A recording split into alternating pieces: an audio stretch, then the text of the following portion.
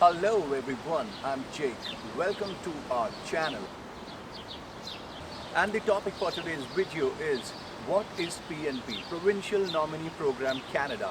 In this video, I'm going to tell you about PNP in nutshell and also inform you about the top 4 PNP programs that you can use to come to Canada as a permanent resident. Also in the video, we will discuss about the pros and cons of these PNP programs. So let's begin this video with what is PNP. PNP stands for the Provincial Nominee Program. This program was started by the IRCC, Immigration, Refugees and Citizenship Canada, to allow different provinces and territories of Canada to select individuals who indicate interest in settling in those provinces or territories and who will be able to contribute to that province or territory's economic development. Now, most but not all provinces of Canada participate in this PNP program. Which are those? Here on the screen. Alberta, British Columbia, Manitoba, New Brunswick, Newfoundland and Labrador, Northwest Territories, Nova Scotia, Ontario, Prince Edward Island, Saskatchewan, Yukon. Now, Quebec does not participate in this program. They have an agreement with the Government of Canada to select individuals who indicate interest to settle down in Quebec. Quebec is the only province which has the authority to select individuals outside of the PNP programs. So now we know the definition of PNP in the nutshell. Now let me tell you, how does PNP work, how do they nominate the different candidates and how you can fit into this whole scheme. Basically, provinces and territories are able to nominate a certain number of candidates from the express entry pool. You all are aware of the express entry system. So if you already have an express entry profile, then you stand a very good chance of getting nominated by any of these provinces or territories, provided that while creating your express entry profile, in the options you selected some of the provinces and showed interest of settling down in those particular provinces. Now, the candidates who are nominated by the provinces gets an additional 600 points in their CRS, the comprehensive ranking system. So you automatically are then qualified to get the invitation to apply after getting the provincial nomination. Now, all candidates must meet the eligibility criteria of the 3 following categories of the immigration programs to even be qualified for getting nominated by any province. Which are these 3 categories? Federal Skilled Worker, Federal Skilled Trade and the Canadian Experience class. Now, of course, apart from the express entry eligibility criteria and requirement, the provinces may add their additional requirement and criteria for you to even qualify. Next question is that whether you should create your express entry profile first or get nominated by a province. Well, it depends on the province. Candidates eligible to enter the express entry pool may enter the express entry pool first and then the province will nominate them, or they can also get nominated by the province first and then they can send a letter to IRCC and apply for the express entry pool. So basically, express entry pool is one way of getting nominated by the provinces under the PNP. Apart from that, these provinces and territories have their own base provincial nominee program as well. Now, this is good news for people who don't qualify to even enter the express entry pool. In this base nomination program, they also get the opportunity to get the PR for Canada if they get nominated by that province in the base nomination program. So candidates who receives base nomination from a province get their application process outside of express entry system. So basically, this is a 2-step process. First, candidate must satisfy the eligibility criteria of that particular province and then receive a certificate from that province. Second step, the candidates apply to the federal government for the permanent residence status, showing their certificate that they have been nominated by the province. Now, as I mentioned earlier in this video, that we are talking about PNP in nutshell and also talking about the top 4 PNP of the year 2019. In my following videos, I will discuss about each PNP program individually, their requirement, eligibility criteria and the process. In this video, the idea is to understand PNP and whether is it even successful or not. And to find out, I will give you some statistics of 2019, starting with the top 4 nominee program. Number 1, Ontario Immigrant Nominee Program, OINP. In the year 2019, Ontario alone allocated 6,900 nominations, which is by far the largest in all the 9 provinces and territory. Of course, Ontario is Canada's one of the largest province and the home to the most popular and populous cities, Toronto and the capital city, Ottawa. So, OINP's 3 express entry linked stream was most active in the first half of 2019 and issued a total of 3,846 notification of interest to the express entry candidates. Now, which are these 3 express entry linked streams of OINP? Human capital priorities, French speaking skilled worker and skilled trades. These 3 streams allow the OINP to look for the candidates who suits the eligibility criteria of this particular province from the express entry pool. Now the good news is that job offer is not a listed requirement for any of these 3 streams, and only the human capital priorities stream requires a minimum CRS score. Otherwise, the minimum CRS score is also not a requirement. Now, the good news is that out of the 3,846 NOI issued, 67%, that is 2,565, were issued from the human capital priorities stream. And the minimum CRS required was only 439. Now, in the second half of 2019, Ontario has already announced another express entry draw of candidates from the express entry profile with work experience in the tech sector, the technology sector. Computer programmers, software engineers, all those sectors we will discuss about in the OINP video separately. So, OINP's first tech draw was done on July 8th. And a total of 1,623 express entry candidates received the NOI, which is again a new record in 2019. And their CRS score was as low as 439. Now, if you already know how to speak in French, or if you are planning to learn speaking in French, or I would suggest learn French if you are planning to come to Canada, because in OINP's French-speaking skilled workers stream, in the first half of 2019, OINP already issued 1,281 NOIs. So all in all, OINP has been very active and successful in the first half of 2019 already, and they are kicking for the next half of 2019. So OINP is one program that you need to look out for. The second program on the list of top 4 PNPs of 2019 is the Alberta Immigrant Nominee Program, AINP. This program has been one of the most talked about plan in at least year 2019. Now the reason for that is that AINP looks for the candidates in the express entry pool who meet the eligibility criteria of Alberta with a minimum CRS score of only 300. That is one of the reasons why AINP has been very popular and talked about in 2019. Again, in this program also, a job offer is not required provided that the candidate is working or have work experience in the occupation that supports the economic development of Alberta and the diversification priorities of that province. Now, the sad part is only that AINP does not provide the list of eligible occupation, because it's like need to know basis. They just want people who are required in that province at that particular time. Now let me give you some encouraging statistics of 2019 to show you the success of AINP. In the year 2019, the AINP held 16 draws and issued a total of 3,816 NOI, the notification of interest. The most exciting part of this is that out of 16, 8 draws only had a minimum CRS requirement of 302. Which increases the possibility of getting the permanent residency if you're nominated by Alberta.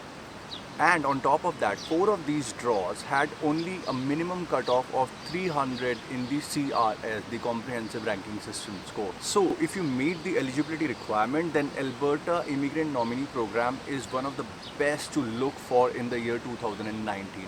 Now, at number 3 spot on the top 4 PNPs of 2019 is the Nova Scotia Nominee Program, NSNP. I would say that it is Canada's one of the most innovative nominee program, and it uses again 3 streams from the express entry pool system. In 2019, NSP used its labor market priority stream to search for candidates from the express entry system to find out those candidates who meet the eligibility criteria of the occupation required in that province. Again, the good point point of NSNP also is that you don't need a job offer, and sometimes they don't even require a minimum CRS score as long as you meet the work experience and eligibility requirement of that particular specific occupation.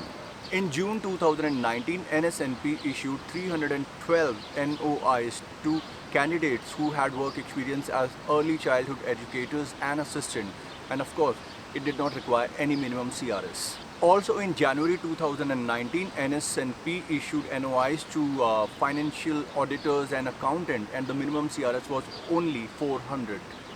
So all in all, Nova Scotia nominee program has also been successful in 2019, and a lot of people have already immigrated to Nova Scotia and they are working there. It's a beautiful province. Now on the list of top 4 PNPs of 2019 is the Saskatchewan Immigrant Nominee Program. Please forgive me if I don't pronounce it correctly, it's not easy. Saskatchewan, right? Let's talk about the Saskatchewan Immigrant Nominee Program and its success rate in 2019. Now Saskatchewan's international skilled worker express entry subcategory has been pretty active and busy in the first half of 2019.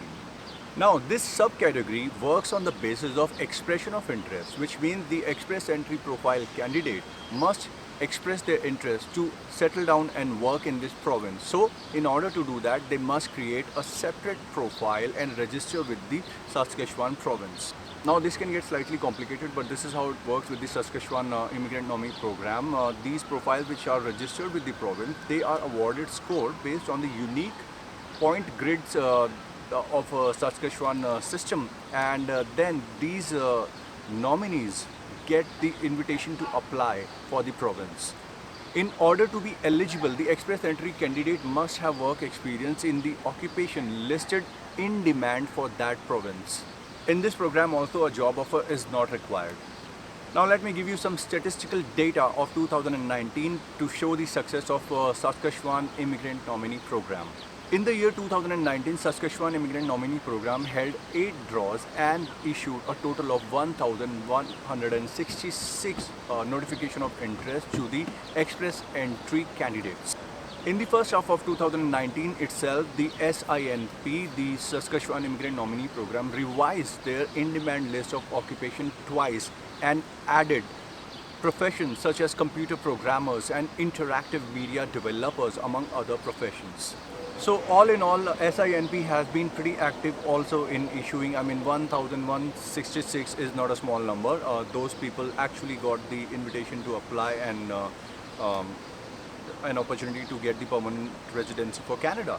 So now at least we know which are the 4 PNPs that you should actually focus your energies and utilize your time to find more about them rather than going after all the PNPs that are available for permanent residency in Canada. So now let's break it down a little bit in terms of pros and cons of PNP. Now pros, we already know that when you have a profile in express entry, you get further additional 600 points for your CRS when you get nomination from PNP. So which clearly qualifies you to get the ITA and then of course the permanent residency once you meet all the eligibility criteria of express entry system. Another pro is that even if you don't qualify for express entry, you can still get the base nomination by directly applying to the province, and when you qualify, of course you get the certificate and then you can always send the letter to IRCC and then apply for your permanent residency. So these are 2 very big pros. Now let's talk about the cons, the flip side of PNP. Number 1 is that it is extremely time consuming. First thing first, you have to get the nomination from the province, which is again a 3 months, almost a 3 months process. And then you have another 6 months of processing time of the express entry system. So that makes you somewhere around 9 to 10 months of waiting period. And let's say that your nomination with the province did not work or does not work. In that case, your 3 to 4 months goes to waste. And for the new province, then you start the process all over again. So in that regard, it is time consuming and sometimes unpredictable also. Now let's talk about the second flip side, which I feel is again the cost factor. For Ontario, let's say if you get the nomination for GTA, then in that case you pay an additional fees of 2,000 Canadian dollars, and for Ontario itself you pay an additional 1500 Canadian dollars on top of your express entry fees. So cost factor is also involved. For the other provinces also there are different fees. I think Alberta is free of cost. I'm not sure. I'll provide the data about that when I talk about the AINP program in a new video. Another flip side is it is sometimes hard to apply for these PNPs, especially in case of Nova Scotia and Saskatchewan, because it's not that these programs are open throughout the year. They open in a particular window, and in that particular window you have to be ready with all the documents and all the paperwork and apply for it. On top of that, yes, there is no minimum CRS requirement, but again, just like express entry, the one with the highest score gets the priority. And now another flip side is that these programs are slightly, like I discussed earlier, are unpredictable, or you can say unstable, because let's say like the FSW, the Federal Skilled Worker Program, or the express entry system, it hasn't changed much or at all since it started in 2015. But these programs, especially Saskatchewan or Nova Scotia, they keep revising the requirement and the eligibility criteria. So there is a certain amount of unpredictability involved. Now the next flip side, or the con, is that in smaller provinces like or Atlantic provinces like Nova Scotia or Saskatchewan, the minimum wage rate is much lower in comparison to Ontario or Alberta or British Columbia. So the minimum wage rate is one more downside of these PNP when it comes to Nova Scotia or Saskatchewan. Next flip side. Am I talking too many cons? But then I have to give you the facts and be honest with you. I mean, yes, it's like something is better than nothing. So if you get through these programs, it's good. You still get the opportunity to come to Canada, but you need to know the flip side involved with this program. So just bear with me. I think another two more flip sides to it. So another flip side which I feel is that for at least 2 years you sign an agreement with that province, and it's more like a moral code of conduct. I mean, there is no legal obligation that you have to stay in that province for 2 years, but I mean, it can be tracked back to you when it comes to applying for this citizenship. The IRCC keeps an eye, and then if you say, let's for example apply for Nova Scotia, you come here and you don't live in that province at all, because legally you're not bound to live, but morally you are. So if they track it at the time of giving you the citizenship and they find out that you did not live in that province at all, it might work against you. So yes, you will have to spend at least 2 years in that province. So I think that was the long list of cons to the PNP program, but it's not to discourage you, because in the beginning of the video we already discussed the statistics and the success ratio of these top four program of 2019. So you stay tuned. In my coming video I will be talking about OINP, AINP, NSNP and SINP separately, individual videos where we will break down the entire program in detail. So guys, for this video, please put in your comments, opinions and feedbacks in the comment section, because that always encourages me to come up with more informational videos. I'll see you guys next time.